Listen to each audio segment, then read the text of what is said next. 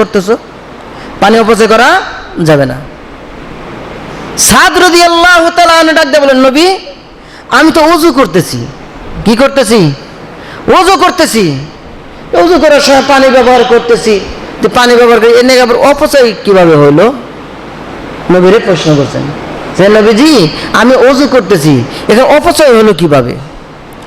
আল্লাহ রাসূল সাল্লাল্লাহু আলাইহি ওয়াসাল্লাম বলতেছেন, ওযুর মধ্যে পানি অতিরিক্ত ব্যবহার করাটাও অপচয়। ওযুর মধ্যে পানি ব্যবহার বেশি করা কি? অপচয়। লাগবে আপনার অল্প, সেখানে যদি বেশি পানি ব্যবহার করেন হবে? আমরা যেভাবে ট্যাপ সারি, মনে করেন ট্যাপের যে পানি, এখন বর্তমান ডিজিটাল বাংলাদেশ, আগে তো কি ছিল? বদনা লুটা, বদনা ছিল, বদনায় এক বন্যা পানি দেয় ওযু কমপ্লিট। এখন ওই এক বন্যা পানি একটা ট্যাঙ্কির ভিতরে রাখবেন, রাখার পরে ট্যাপে ছাড়বেন, দেখবেন বলে আপনার হাত দুইটা কবজি ভেজেতে ভেজেতে আপনার ওই এক বন্যা শেষ। ঠিক কিনা? এটাকে বলে অপচয়। ট্যাপের পানি ধীরে ছাড়ুন, এত জোরে না ছাড়ে ধীরে ছাড়ুন। ধীরে ছাড়লে আপনার ওযু হবে না, ইনশাল্লাহ ওযু হয়ে যাবে। আমি পাইছি পানি, আছেই তো, সমস্যা কি? নিয়ামত, আল্লাহ তাআলার নিয়ামত, অফুরন্ত নিয়ামত। এই যে পানিটা যেখানে মজুত রাখা হচ্ছে, ওই পানিটাকে এমনি এমনি ওইখানে গেছে, ওইখানে এমনি এমনি, এটা যে কোনো একটা মাধ্যমে গেছে, একটা মোটর আছে। এই মোটর চালাইতে গেলে কিসের দরকার পড়ে? কারেন্ট, বিদ্যুতের দরকার। আচ্ছা, এই বিদ্যুৎ না হলে মোটর চলবে না, মোটর চালু না দিলে পানি উঠবে না, মোটর চালু দিবেন পানি উঠবে, পানি ওখানে যাবে, সেই পানি আপনি পাবেন। আচ্ছা, এই মোটরে কাজ করলো, মোটরে কাজ করার পরে এই যে বিদ্যুৎ ব্যবহার হইলো, আচ্ছা বলেন তো এই বিদ্যুৎ ব্যবহারের কারণে কি টাকা উঠছে না মিটারে? টাকা উঠছে তো। আচ্ছা, এই যে টাকাটা উঠলো, যদি আমি আপনি যদি এই টেপের যা কিছু হচ্ছে, যা কিছু আবিষ্কার হচ্ছে, যা কিছু তৈরি হচ্ছে, সব কার অবদান? আল্লাহ তাআলার অবদান। সব আল্লাহর মেহেরবানিতে হচ্ছে, আল্লাহর কৃপায় হচ্ছে। আল্লাহ যদি না করেন তাহলে এগুলো কিছুই হবে না। যেই মাথা দিয়ে, যে ব্রেন দিয়ে বিজ্ঞানীরা যা কিছু করতেছে, এই ব্রেনটের মালিক কে? জোরে বলেন কে? তাহলে মূল টার্গেট, মূল কথা হলো, মূল বিষয় হলো আল্লাহ। আল্লাহ ছাড়া কোনো কিছুই হবে না, আল্লাহর হুকুম ছাড়া কোনো কিছুই হবে না। এত নিয়ামত আল্লাহ তাআলা দিয়েছেন, প্রত্যেকটা নিয়ামত এত দামি, এত দামি। এই দামি নিয়ামত, এক একটা নিয়ামতের শুকরিয়া আদায় করে আমরা শেষ করতে পারবো না। এই যে জবান, কথা বলছি, যদি আল্লাহ তাআলা জিহ্বাটা নাড়ানোর শক্তি না দিতেন, কথা না বলার শক্তি না দিতেন, ক্ষমতা ছিল আমাদের? ছিল না। তো এই যে জবান একটা নিয়ামত, জিহ্বার মাধ্যমে আমরা কথা বলি। এই জিহ্বা তো বুবা মানুষের আছে, তারপরেও কি হয়? কথা বলতে পারে না। চোখ সবারই আছে, সবাই দেখতে পারে না। আবার কিছু মানুষ আছে, চোখ আছে, দেখতেও পারে, কিন্তু পড়তে পারে না। এক জায়গায় যদি 10 জন মানুষ থাকেন, রাস্তার পাশে একটা সাইনবোর্ডে লেখা আছে, আরবি অথবা বাংলা অথবা ইংলিশ লেখা আছে। ওই 10-12 জনের ভিতরে দেখা যায় কেউ পড়তে পারছে, আবার কেউ পড়তে পারছে না। চোখ সবারই আছে, সবারই চোখ আছে ওখানে, কিন্তু পড়তে পারতেছে না। পড়াটাও, এটাও আল্লাহ তাআলার নিয়ামত। চোখ আছে, কান আছে, হাত আছে, সব আছে, সব আছে। অমুকের যা আছে আমারও তা আছে, কিন্তু আমি যা পারি সে তা পারে না। এই পারাটা কার নিয়ামত? আল্লাহর নিয়ামত। কুরআনুল কারীম যদি কারোর সামনে যদি ধরা হয়, যে শিখছে সে পারবে, যে শিখে নাই সে পারবে না।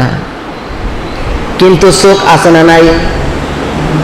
কোরআন সামনে ধরা হলো, চোখালা মানুষের কাছে ধরা হলো, তুমি পড়ো। আমি তো দেখতে পারছি কিন্তু পড়তে পারছি না। আবার আরেকজন শিখছে, সে দেখতেছে, দেখে দেখে পড়তেছে, কি আছে পড়তেছে। চোখ দুজনের আছে কিন্তু ব্যবধান আছে না নাই? ব্যবধান আছে। এই জন্য আল্লাহ তাআলার এক একটা নিয়ামতের শুকরিয়া আদায় করতে আমরা শেষ করতে পারবো না। এক একটা নিয়ামত, এই যে হাতের আঙ্গুল দেখেন, এই হাতের আঙ্গুলগুলো নাড়াচাড়া করতেছে কি করে না? নাড়াচাড়া করতেছে, স্পান করতেছে। এই নাড়াচাড়া অনেকে দেখবেন বলে হাত যখন অবশ হয়ে যায়, প্যারালাইসিস হয়ে যায়, দেখবেন বলে হাতটা নাড়াইতে পারে না, পাটা চলাইতে পারে না। আছে না নাই? কি নিয়ামত! এজন্য বলা হয়েছে এক একটা নিয়ামতের শুকর আদায় করে শেষ করতে পারবো না। চোখের আলো যদি আল্লাহ কেড়ে নেয় তাহলে দেখতে পারবো না। হাতের শক্তি যদি কেড়ে নেয় হাত দ্বারা ধরতে পারবো না। পায়ের শক্তি যদি কেড়ে নেয় পা দ্বারা হাঁটতে পারবো না। আহারের জবান যদি কেড়ে নেয় জবান দ্বারা কথা বলতে পারবো না। তাহলে সেই মহান রবের নিয়ামতের শুকর আদায় করতে হবে কিনা বলেন? হ্যাঁ, এখানে নিয়ামতের শুকর আদায় করতে হবেই হবে। এই নিয়ামতগুলো আল্লাহ তাআলা আমাকে আপনাকে ভোগ করার জন্য দিয়েছেন। আল্লাহ তাআলা আমাকে আপনাকে দিয়েছেন এই নিয়ামতগুলো গ্রহণ করার জন্য। যেমন সাপোজ ধরেন আল্লাহ রাব্বুল আলামিন আমাকে আপনাকে মায়ের গর্ভে যখন পাঠালেন, মায়ের গর্ভে ওখানে তো কেউ খাওয়া না দেওয়ার ব্যবস্থা কোনো নেই। দুনিয়ার জমিনে যদি আসে মা বাবা দাদা দাদি বিভিন্নভাবে লুকমা দিয়ে হোক, যে কোনোভাবে বোতল দিয়ে যেভাবে খাওয়ানোর একটা ব্যবস্থা করে, এমন একটা জায়গা আল্লাহ তাআলা রাখলেন মায়ের পেটের ভিতরে। সেই জায়গা আল্লাহ তাআলা আমাকে আপনাকে মুখ দিয়ে খাওয়ায় নাই। সুবহানাল্লাহ বলবেন না? আল্লাহ তাআলা আমাকে আপনাকে মুখ দিয়ে খাওয়ায় নাই, কারণ এই যে জবান, এই জবান দিয়ে দুনিয়াতে আসবো, এই জবান দিয়ে মালিকের নাম নিব। মালিকের নাম নেওয়া পবিত্র নাম। এই পবিত্র নাম যেহেতু আমি নিব, এই জন্য আল্লাহ রাব্বুল আলামিন পবিত্র জবান দা পবিত্র মুখটাকে আল্লাহ মায়ের মাসিক রক্তগুলো খাদ্যগুলো মুখ দেয় না খায় আল্লাহ তাআলা মায়ের নাভির সাথে ছেলের নাভির সাথে সন্তানের নাভির সাথে মিলাইয়া আল্লাহ তাআলা খাওয়ার একটা ব্যবস্থা করে দিলেন। এ হলো আল্লাহ। এই যে নিয়ামতগুলো আল্লাহ তাআলা পেটের ভিতর থেকে শুরু করে দিয়েছেন নিয়ামত। দুনিয়াতে আসলাম, আসার পরে আমার জন্য আপনার জন্য কত নিয়ামত আর নিয়ামত। চতুর্দিকে তাকায় তাকায় দেখি কত নিয়ামত। এক একটা নিয়ামত আল্লাহ তাআলা আমার জন্য আপনার জন্য ভরপুর করে রেখেছে। এত নিয়ামত পেয়ে যদি আমরা এই নিয়ামতের শুকর আদায় না করি, তাহলে আমার মত আপনার মতো বান্দা নাফরমানি বান্দার কি জায়গা হবে জান্নাত? জায়গা হবে না। এই জন্য নিয়ামতের শুকর আদায় করতে হবে এবং এই নিয়ামতগুলো ভোগ করতে হবে। নিয়ামতগুলো ভোগ করার নিয়ম আছে না নাই? নিয়ামতের যে জিনিসগুলো আমাকে আল্লাহ আপনাকে দিয়েছে, সেই জিনিসগুলো যে ভোগ করব, ব্যবহার করব, সেই ব্যবহার করার নিয়ম আছে না? সামনে খানা আসছে, ভালো ভালো খাবার আসছে, এমন ভালো ভালো খাবার ইচ্ছা মতো পেট ভরে খাইছি তো খাইছি, গলা ডাবায় পর্যন্ত খাইছি। আছে না নাই? দাওয়াতে গেলে বেদরেন না, কিন্তু অনেকে দাওয়াতে গেলে দেখবেন বলে এমন খাওয়া খায় লাস্টে আইসে কি করে ফ্যান ছাইরা করে শুয়ে পড়ে। উপায় নাই, মানে খাওয়া অতিরিক্ত লুট হয়ে গেছে গা। বেশি লুট করে খাওয়া এটা অপচয়, বেশি লুট করে খাওয়া যাবে না। আমার আলোচ্যের বিষয়বস্তু আজকে হলো, আমার আলোচ্যের বিষয়বস্তু আমি জানি না এই মসজিদে কোন ইমাম এই বিষয়ে আলোচনা করছে কিনা। আজকে আমি এই বিষয়টা আলোচনা করব, কারণ এত নিয়ামত আল্লাহ তাআলা দিয়েছেন, খানা দিয়েছেন, সম্পদ দিয়েছেন, জামা দিয়েছেন, কাপড় দিয়েছেন, পানি দিয়েছেন, খাদ্য দিয়েছেন, ভাত দিয়েছেন না আল্লাহ তাআলা? এগুলো দিয়েছেন আল্লাহ রাব্বুল আলামিন। এগুলো ব্যবহার কেমনে করব, কোন ভাবে ব্যবহার করব আজকে শিখে যাবেন, কিভাবে আমরা ব্যবহার করব। এগুলা জানার দরকার আছে না নাই? এগুলা জানার দরকার আছে। যে কোনো জিনিস অতিরিক্ত ভালো না, অতিরিক্ত ভালো না। অতিরিক্ত যদি করেন ওই জিনিসের ভিতরে কি ঝামেলা আছে না নাই? অতিরিক্ত করবেন, ঝামেলা আছে। ভাইয়েরা আমার, খানা খাদ্য সামনে যদি আসে অতিরিক্ত খাওয়া যাবে না, খাওয়ারও সিস্টেম আছে। আল্লাহ রাসূল সাল্লাল্লাহু আলাইহি সাল্লাম বলেছেন, তোমার সামনে যখন খানা আসবে, খানা আসলে খানা শুকরিয়া আদায় করো, আল্লাহর নামে শুরু করে দাও, আল্লাহর নামে শুরু করো। কিন্তু খানাটা খাইবে, খানার আবার তিনটা ভাগ আছে। এক ভাগ খানা রাখবা পেটে, এক ভাগ পানি রাখবা পেটে, এক ভাগ খালি রাখবা। কয় ভাগ হলো? কয় ভাগ হলো? 3 ভাগ খানা খাও। কিন্তু আমরা এমন খানা খাই, ভাগ একটা খালি থাকে না, মনে থাকে, আরো পারলে যে ভাগটা খালি রাখতেছে আর ওইটা ভরে ভরে মানে আরো উপর উঠাই, লাস্টে কি করি? উগড়ায় ফেলাই। কুকুর যেমনি খানা খাওয়ার পরে, বেশি খাওয়ার পর কি করে? উগড়ায় ফেলে দেয়। আমরা মানুষ এরকমই হয়ে গেছে, কিছু মানুষ উগড়ায় ফেলে দিই। অতিরিক্ত খানা খাওয়া যাবে না। এই সুন্নতি সিস্টেমে 3 সিস্টেমে আমরা খানা খাবো। একটা হলো এক ভাগ ভাত খাবো, খানা খাবো, আর এক ভাগ পানি খাবো, আর এক ভাগ কি করবো? খালি রাখবো। এই 3টা নিয়মে খাবো, শরীর সুস্থ থাকবে, শরীর সুস্থ থাকবে। দেখবেন আপনি যেদিনকে বেশি করে খাইবেন, একেবারে বেশি করে দেখবেন অস্থির লাগবে খালি। কথা ঠিক কিনা বলেন? খালি অস্থির লাগবে। এজন্য নিয়ম অনুযায়ী, সুন্নাহ অনুযায়ী খাবেন, ইনশাল্লাহ সমস্যা হবে না।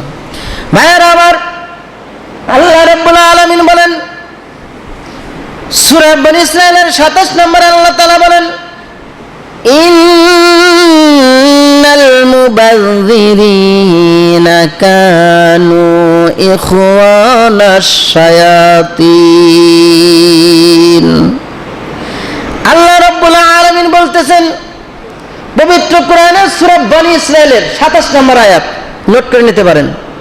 এটা আমার কথা না, এটা স্বয়ং মালিকের কথা বলতেছি। ইন্নাল মুবাযযিরিনা কানু ইখওয়ানাশ শায়াতিন। নিশ্চয়ই, ইন্নাল বিশব্দ নিশ্চয়ই, আল্লাহ বলতেছে নিশ্চয়ই। মুবাযযিরিনা মানে অপচয় করা, মুবাযযিরিনা মানে কি? অপচয় করা। ইন্নাল মুবাযযিরিনা, নিশ্চয়ই অপচয়কারীদেরকে, মুবাযযিরিনা অপচয়কারীদেরকে আল্লাহ তাআলা কি করেন না? পছন্দ করেন না। কিন্তু অপচয়কারীদেরকে আল্লাহ তাআলা কি বলতেছেন দেখেন, ইখওয়ানা। ইখওয়া মানে আরবি শব্দ ভাই। ইখওয়া মানে কি? ভাই। ইখওয়ানাশ শায়াতিন মানে শয়তান। শয়তানের অর্থাৎ কি আছে? শয়তানের ভাই। জোরে বলেন, শয়তানের ভাই।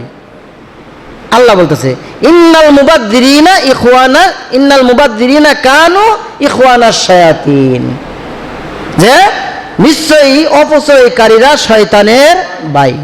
এটা আল্লাহ বলতেছে। এখন এই কথা যদি আমি বলি, তাহলে কি একটা মারামারি, কাটাকাটি, হানাহানি শুরু হয়ে যাবে। হুজুর এত বড় কথা বললো, কিন্তু আমি বলি নাই। এই কথাটা আল্লাহ রাব্বুল আলামিন সূরা বনী ইসরাঈলের 27 নম্বর আয়াতে আল্লাহ তাআলা বলতেছেন, এবং 26 নম্বর আয়াতেও বলছেন আল্লাহ তাআলা। তো আল্লাহ রাব্বুল আলামিন তারপরে আরেকটু অ্যাড করছেন, দেখেন, ফাকানাশ শাইতানু লিরাব্বিহি কাফুরা। আর শয়তান কি?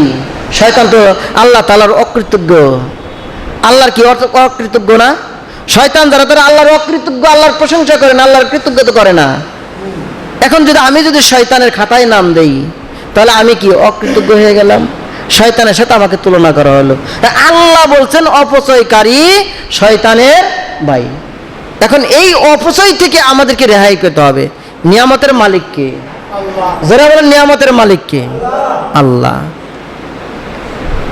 এখন নিয়ামত পেয়ে যদি আমরা নিয়ামত অপচয় করি, তাহলে আমাদের চলবে না।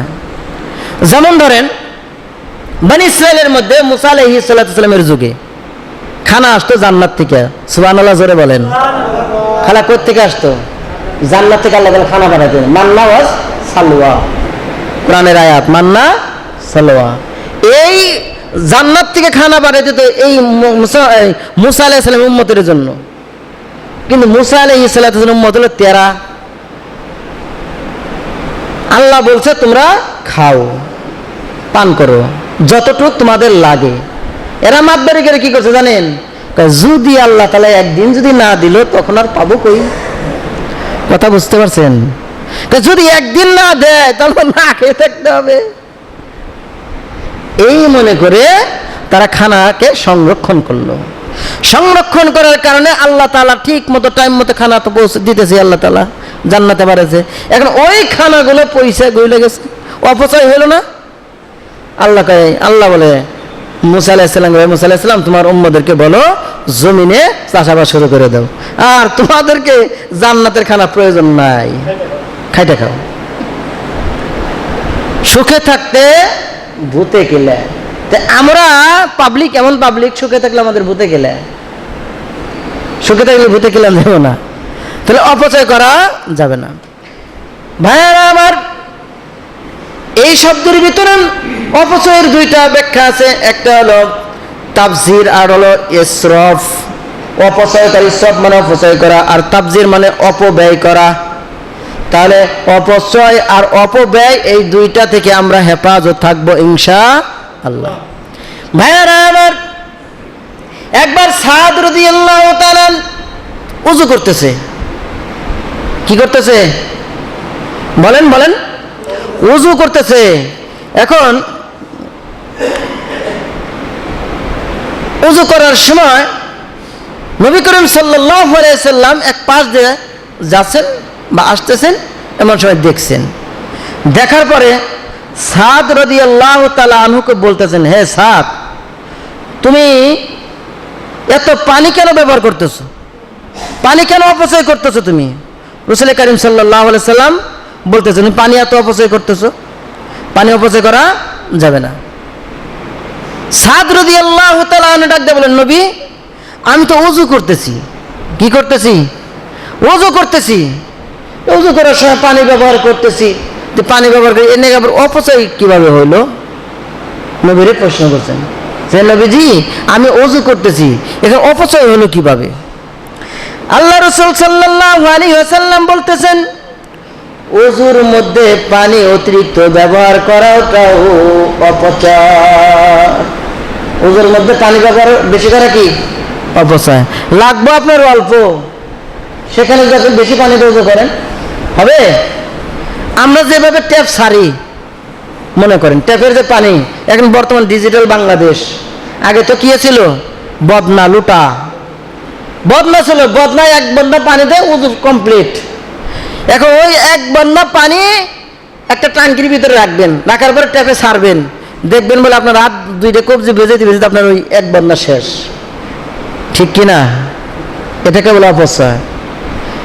ট্যাপের পানি ধীরে ছাড়ুন, এত জোরে না ছাড়ে ধীরে ছাড়ুন। ধীরে ছাড়লে আপনার ওযু হবে না, ইনশাল্লাহ ওযু হয়ে যাবে। আমি পাইছি পানি, আছেই তো, সমস্যা কি? নিয়ামত, আল্লাহ তাআলার নিয়ামত, অফুরন্ত নিয়ামত। এই যে পানিটা যেখানে মজুত রাখা হচ্ছে, ওই পানিটাকে এমনি এমনি ওইখানে গেছে ওইখানে এমনি এমনি, এটা যে কোনো একটা মাধ্যমে গেছে, একটা মোটর আছে। এই মোটর চালাইতে গেলে কিসের দরকার পড়ে?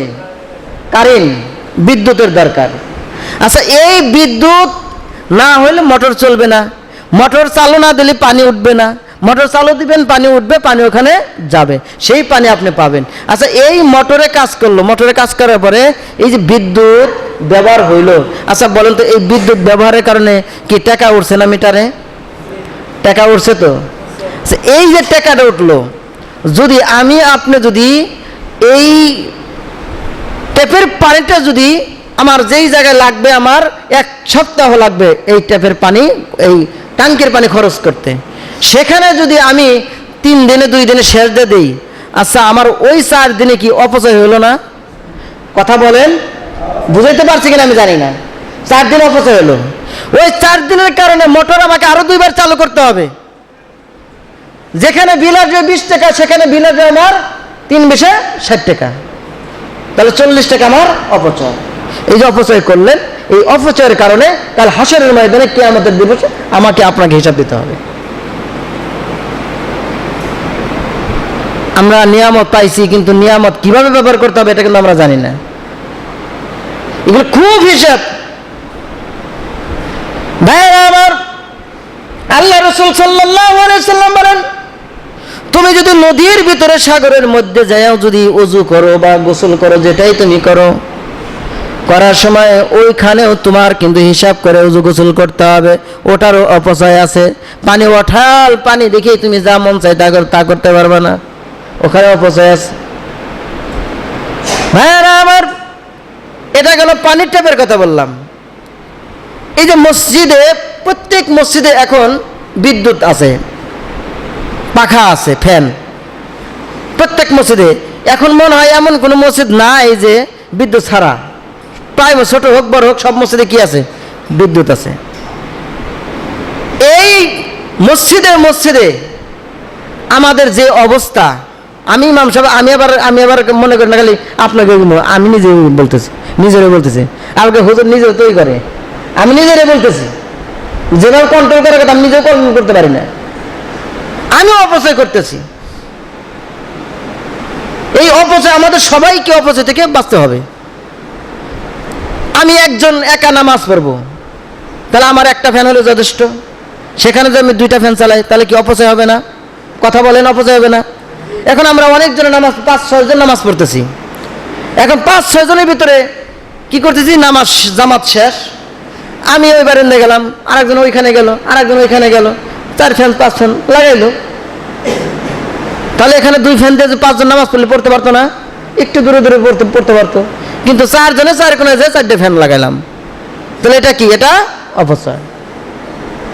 মসজিদের জিনিস বলতে না, মানে যে কোনো খাতে, হাসপাতাল বলেন, তারপরে বিভিন্ন অফিস আদালত বলেন, স্কুল বলেন, মাদ্রাসা বলেন, মসজিদ বলেন, ঘর বলেন, সব জায়গায় এমন না যে 10 জনের কাজ দেখে যে আমরা খালি খরচ কম, তাও না। নিজের বাড়িও একই অবস্থা। আমার বাড়ি যদি, আপনার বাড়ি, যে আমার বাড়ি যদি হিসাব করে চলি, আমি কি মসজিদে এটা হিসাব করে চলবো না? কথা বলেন, মসজিদ হিসাব করতে চলতে হবে আমার।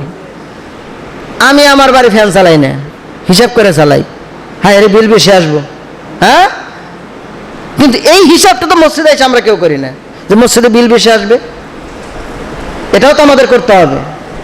ভাইয়ের আমার, অপচয় জিনিস অপচয় করা যাবে না, অপচয় থেকে আমাদের বাঁচতে হবে।